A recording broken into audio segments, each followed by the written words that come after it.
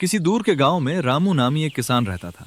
लोग उसे खुश मिजाज रामू कहते थे, क्योंकि हालात चाहे कितने ही तंग क्यों ना हो, उसके माथे पर कभी बल नहीं आता था।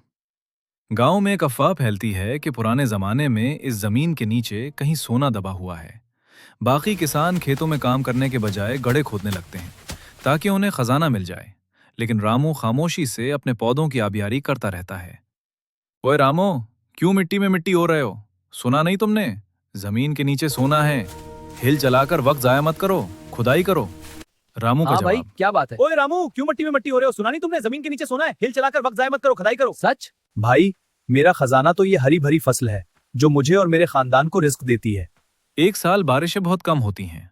बाकी किसानों ने खजाने की लालच में अपने खेतों का हशर कर दिया था, इसलिए उनकी रही सही फसल भी तबाह हो गई।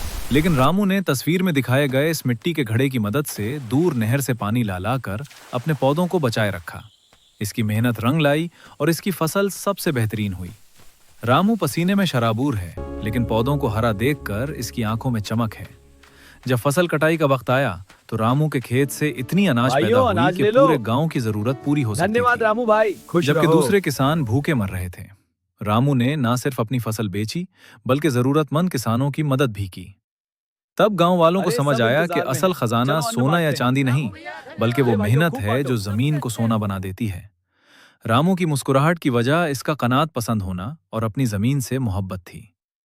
रामू अपने खेत के दरमियान खड़ा है, सूरज हुरूब हो रहा है और वो फख्र से अपनी फसल को देख रहा है। अखलाकी सबक। मेहनत ही वो चाबी है जो कामयाबी के बंद दरवाजे खोलती है। लालच इंसान को अंधा कर देता है, जबकि सब्र और मेहनत इंसान को हकीकी खुशी और सुकून अता करती है।